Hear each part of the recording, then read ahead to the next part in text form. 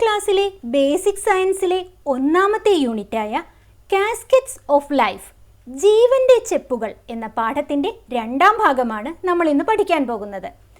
6ാം ക്ലാസ്സിലെ വീഡിയോകൾ തുടർന്നും ഈ ചാനലിൽ അപ്ലോഡ് ചെയ്യും. എല്ലാ കൂട്ടുകാരും കാണുമല്ലോ. ജീവശരീരത്തിലെ ചെറുഘടകങ്ങൾ. ജീവശരീരം നിർമ്മിക്കപ്പെട്ടിരിക്കുന്നത് അനേകം ചെറുഘടകങ്ങൾ ചേർന്നാണ്. ഒരു കുഞ്ഞുറുമ്പിൻ്റെ ശരീരം പോലും ഇത്തരം ആയിരക്കണക്കിന് ചെറുഘടകങ്ങളാൽ നിർമ്മിതമാണ്. ജീവശരീരം നിർമ്മിക്കപ്പെട്ട ഈ ചെറുഘടകങ്ങളെ കോശങ്ങൾ അഥവാ സെൽസ് എന്ന് പറയുന്നു. ഒരു കോശം മാത്രമുള്ള ജീവികളുമുണ്ട്. ഇവയാണ് ഏകകോശ ജീവികൾ, unicellular organisms. Amoeba, paramecium, euglena, bacteria എന്നിവ ഏകകോശ ജീവികളാണ്. ശരീരത്തിൽ ഒന്നിലധികം കോശങ്ങളുള്ള ജീവികളാണ് ബഹുകോശ ജീവികൾ, മൾട്ടി സെല്ലുലാർ ഓർഗാനിസംസ്. ജന്തുക്കളും സസ്യങ്ങളുമെല്ലാം ബഹുകോശ ജീവികളാണ്. Tiny units of the body. The body is made up of many small units. Even the body of the tiny ant is made up of thousands of such small units. These small units of the body are called cells. There are organisms with only one cell. They are unicellular organisms. Amoeba, Paramecium, Euglena, bacteria, etc. are unicellular organisms. Organisms with more than one cell in their body are multicellular organisms. Animals and plants are multicellular organisms. അപ്പോൾ എന്താണ് ഏകകോശ ജീവികൾ? ശരീരത്തിൽ ഒരു കോശം മാത്രമുള്ള ജീവികളാണ് ഏകകോശ ജീവികൾ. Amoeba, paramecium, euglena, bacteria എന്നിവയെല്ലാം ഏകകോശ ജീവികളാണ്. Unicellular organisms. Organisms with one cell in their body are unicellular organisms. എന്താണ് ബഹുകോശ ജീവികൾ? ശരീരത്തിൽ ഒന്നിലധികം കോശങ്ങളുള്ള ജീവികളാണ് ബഹുകോശ ജീവികൾ, multicellular organisms. Organisms with more than one cell in their body are called multicellular organisms. ഒരു കുട്ടി അച്ഛനോട് ചോദിക്കുകയാണ്, ഞാൻ വലുതാകുമ്പോൾ എൻ്റെ കോശങ്ങളും വലുതാകുമോ? ഇതുമായി ബന്ധപ്പെട്ട് ഒരു പ്രവർത്തനം ചെയ്തു നോക്കിയാലോ? ലക്ഷ്യം: കുട്ടി വളർന്നു വലുതാകുമ്പോൾ കോശങ്ങൾ വലുതാകുന്നുണ്ടോ?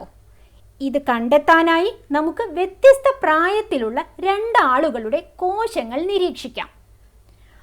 ആവശ്യമായ സാമഗ്രികൾ: മൈക്രോസ്കോപ്പ്, സ്ലൈഡ്, ശുദ്ധജലം, മെഥലിൻ ബ്ലൂ സ്റ്റെയിൻ, 2 പുതിയ ടൂത്ത് ബ്രഷ്, കവർ ഗ്ലാസ്.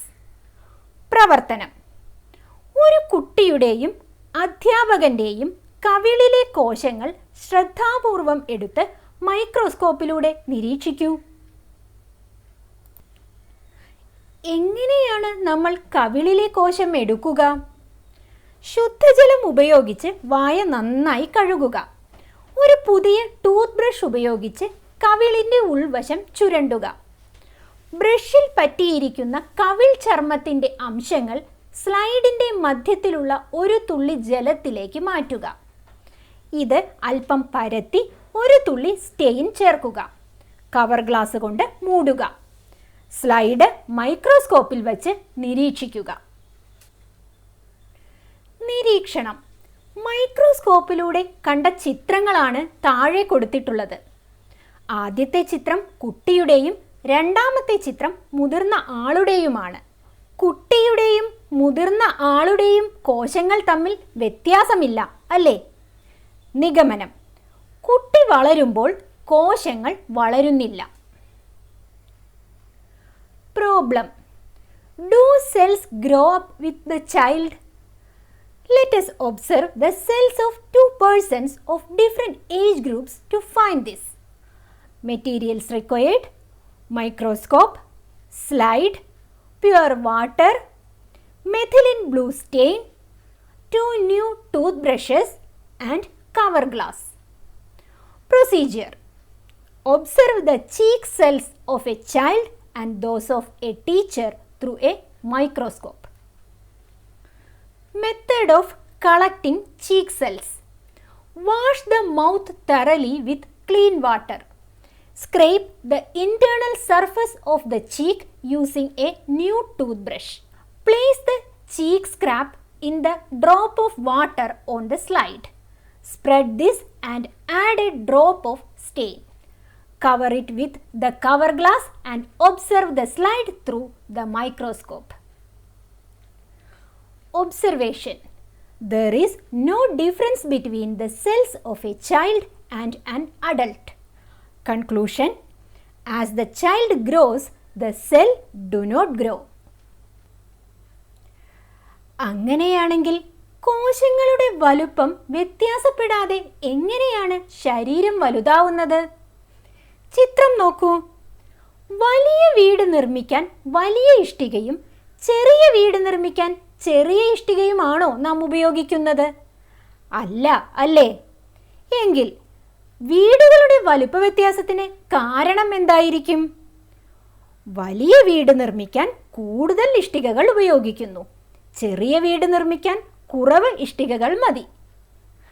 ഇതിൻ്റെ അടിസ്ഥാനത്തിൽ ജീവികളുടെ വലുപ്പ വ്യത്യാസത്തിന് കാരണം എന്താണെന്ന് കണ്ടെത്തി ശാസ്ത്രപുസ്തകത്തിൽ എഴുതൂ.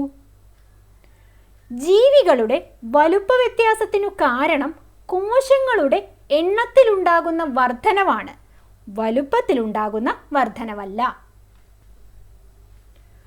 How does the body grow without bringing about any change in the size of the cells? Look at the picture. Do we use big bricks for building big houses and small ones for small houses? No. What is the reason for the difference in the size of houses? Number of bricks, right? Based on this, find out the reason for the difference in the size of organisms.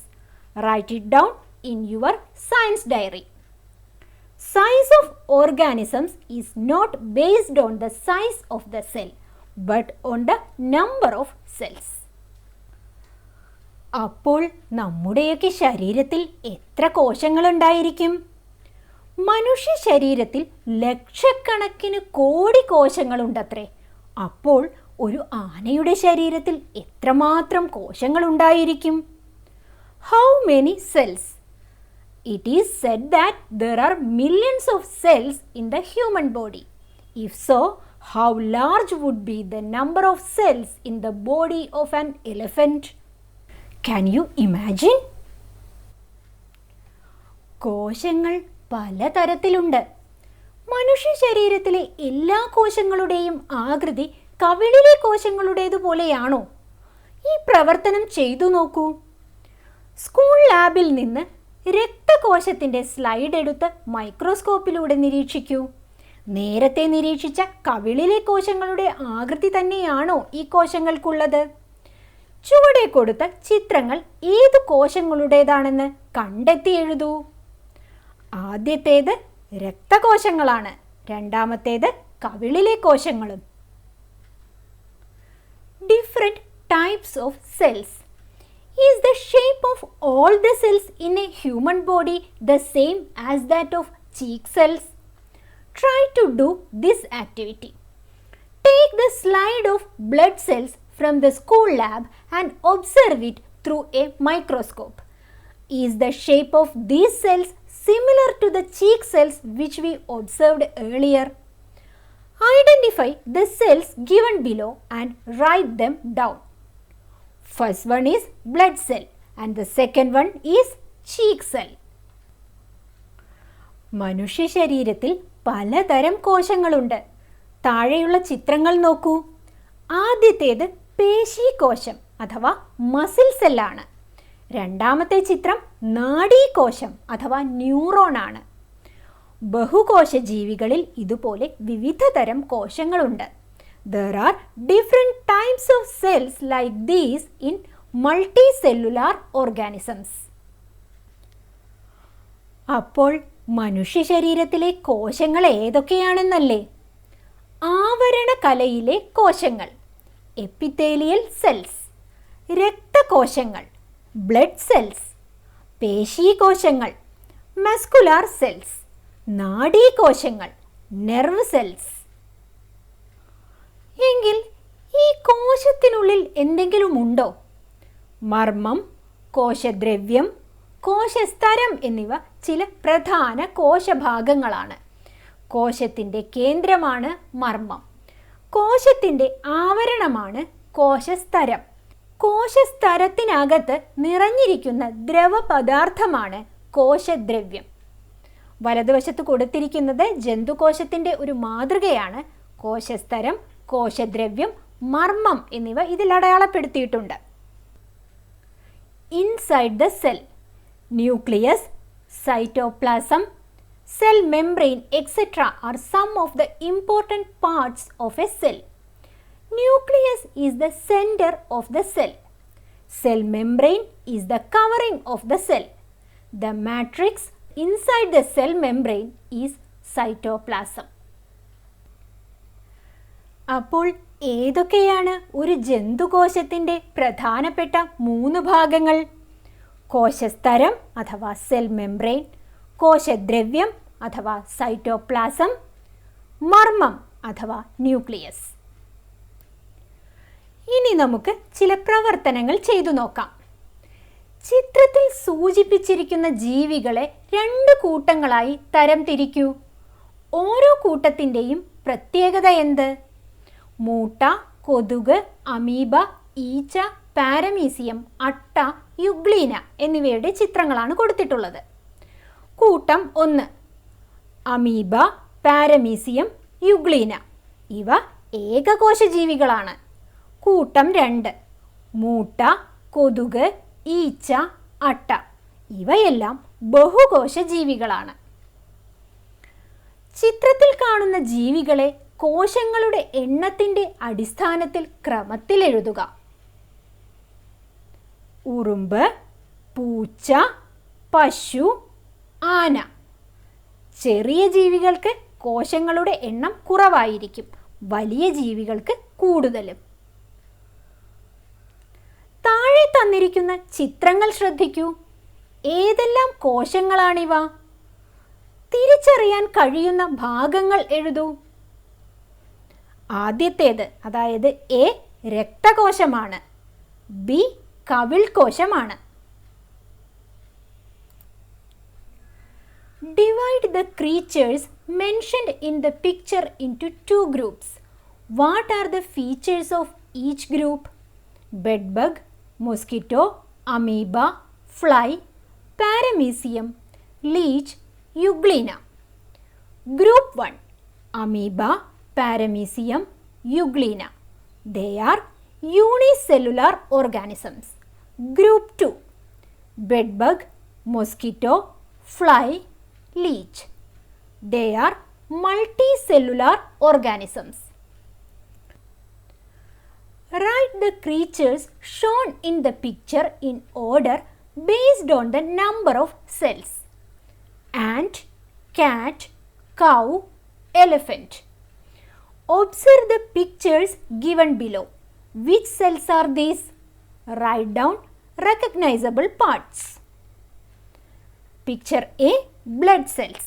Picture B, cheek cells. Draw the following figures in your science diary and label the parts. താഴെ കൊടുത്ത ചിത്രങ്ങൾ ശാസ്ത്ര പുസ്തകത്തിൽ വരച്ച് കോശഭാഗങ്ങൾ രേഖപ്പെടുത്തൂ. ആദ്യത്തെ ചിത്രം വെളുത്ത രക്തകോശമാണ്, white blood cell. അതിൽ കോശസ്തരം അഥവാ സെൽ മെംബ്രെയിൻ, കോശദ്രവ്യം അഥവാ സൈറ്റോപ്ലാസം, മർമ്മം അഥവാ ന്യൂക്ലിയസ് എന്നിവ അടയാളപ്പെടുത്തിയിട്ടുണ്ട്. രണ്ടാമത് കാണുന്നത് കവിളിലെ കോശം അഥവാ ചീക്ക് സെല്ലാണ്.